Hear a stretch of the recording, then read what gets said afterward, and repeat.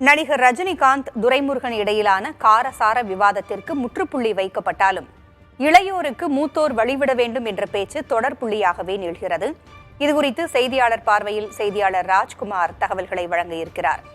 ராஜ்குமார், இளையோருக்கு மூத்தோர் வழிவிட வேண்டும் என்று ரஜினிகாந்த் கூறிய கருத்தை ஆதரிப்பதாகவே உதயநிதியும் பேசியிருந்தார்.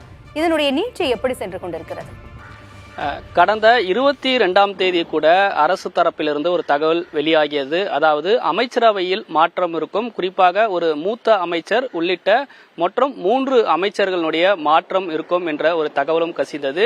நீண்ட நாட்களாகவே அமைச்சரவையில் மாற்றம் இருக்கும், அதே போன்று கட்சியினுடைய கட்டமைப்பும் வலுப்படுத்துவதற்கான நடவடிக்கை இருந்து வரக்கூடிய சூழ்நிலையில் நூல் வெளியீட்டு விழாவில் நடிகர் ரஜினிகாந்த் பேசிய அந்த கருத்து மிக முக்கியமாக பார்க்கப்பட்டது. குறிப்பாக முதலமைச்சர் மு.க.ஸ்டாலின் இருக்கிறார், மூத்த அமைச்சர் துரைமுருகன் உள்ளிட்ட அனைவரும் இருக்கும்பொழுது கூட முன்னாள் முதலமைச்சர் கருணாநிதி இருந்த காலகட்டத்திலேயே ஓல்டு ஸ்டூடெண்ட், அதாவது மூத்த நபராக இருப்பவர்கள் தற்பொழுதும் ரேங்க் அடிப்படையில் இருக்கிறார்கள்.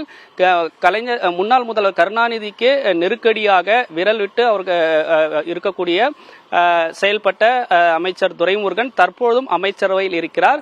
அவரை எல்லாம் திறம்பட முதலமைச்சர் மு.க.ஸ்டாலின் வழிநடத்துகிறார் என்று அமைச்சர் துரைமுருகன் பேசியது ஒரு பெரும் விவாத பொருளாகவே மாறியது.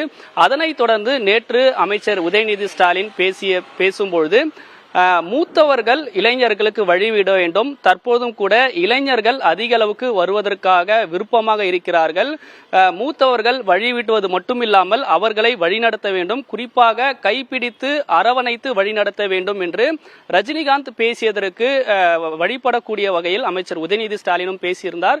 இது ஒரு புறம் இருக்க நகைச்சுவையாக தான் பேசினேன் என துரைமுருகன் பதிலளித்திருக்கிறார். துரைமுருகன் பேசியதற்கு எந்த விதமான வருத்தமும் இல்லை, எங்களுடைய நட்பு தொடரும் என ரஜினிகாந்த் அதற்கு இன்று காலை முற்றுப்புள்ளி வைத்திருக்கிறார். ஆனால் அரசியல் ரீதியாக பேசப்பட்ட இந்த கருத்து மிக முக்கியமாக பார்க்கப்படுகிறது. திமுக 2026 சட்டமன்ற தேர்தலுக்கு அதற்கான பணிகளை தொடங்கி இருக்கிறார்கள். இந்த சூழ்நிலையில் கட்சியினுடைய கட்டமைப்பை வலுப்படுத்துவதற்கும் அதே போன்று சில மாற்றங்களை செய்வதற்கும் தயாராகி வருகிறார்கள். அதில் மிக முக்கியமாக அமைச்சரவையிலும் மாற்றம் இருக்கும் என்ற பேச்சுகள் அடிபட்டு இருக்கிறது. எப்பொழுது வேண்டுமானாலும் அமைச்சரவை மாற்றம் நடக்குவதற்கான வாய்ப்புகள் இருக்கிறது. அதே போன்று மூத்த அமைச்சர்கள் மாற்றப்படுவார்கள் என்ற தகவலும் இருக்கிறது. எனவே அதன் அடிப்படையில் அடுத்த கட்ட ஒரு விவாத பொருளாகவே இது மாறியிருக்கிறது என்றே சொல்லலாம். அமைச்சர் உதயநிதி ஸ்டாலின் கூட வெளிப்படையாகவே கட்சியினுடைய நிகழ்ச்சியில் பேசும்பொழுது மூத்தவர்கள் வழிவிட வேண்டும், இளைஞர்கள் பணியாற்றுவதற்கும் செய்வதற்குமான தயாராகி வருகிறார்கள், அவர்களுக்கு வழிகாட்டுவது மூத்த அமைச்சர்களுடைய பணி, அது மட்டுமில்லாமல் அவர்களை அரவணைத்து கைப்பிடித்து மூத்த அமைச்சர்கள் வழிநடத்த வேண்டும் என்ற நோக்கத்தின் அடிப்படையில் அமைச்சர் உதயநிதி ஸ்டாலினும் பேசியிருக்கிறார். இனி அடுத்த கட்டத்திற்கு தயாராக வேண்டிய நடவடிக்கையில் திமுக ஈடுபட்டு வரும்பொழுது தற்பொழுது நடிகர் ரஜினிகாந்தும் அமைச்சர் துரைமுருகனும் அவர்கள் 2 பேரும் பேசியதுக்கு முற்றுப்புள்ளி வைத்தாலும் திமுகவில் அடுத்த கட்டத்திற்கு இதனுடைய பேச்சுகள் இருக்கும். கட்சிக்கு உள்ளதாக இந்த விவாதம் பேசு பொருளாகவே இருந்து வரும் என்றும் இது ஒரு மாற்றம் ஏற்படக்கூடிய வகையில் போகும் என்று ஒரு அரசியல் விமர்சகர்களும் பார்க்கிறாங்க. பொங்குழலி, அமைச்சரவை மாற்றம் இருக்கும் என்ற தகவல் வந்தாலும் முதலமைச்சர் அதை முழுமையாக ஒத்துக்கொள்ளவில்லை, தனக்கே இன்னும் அந்த தகவல் வரவில்லை என்றவர் அவர் கூறியிருந்தார்.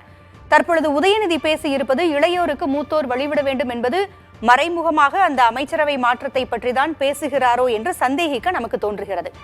திமுக தொண்டர்கள் மத்தியில் என்ன சொல்றாங்க? தலைவர்கள் மத்தியில் இவ்வாறு பேசிக் கொண்டிருக்கையில் தொண்டர்கள் இது குறித்து என்ன சொல்றாங்க?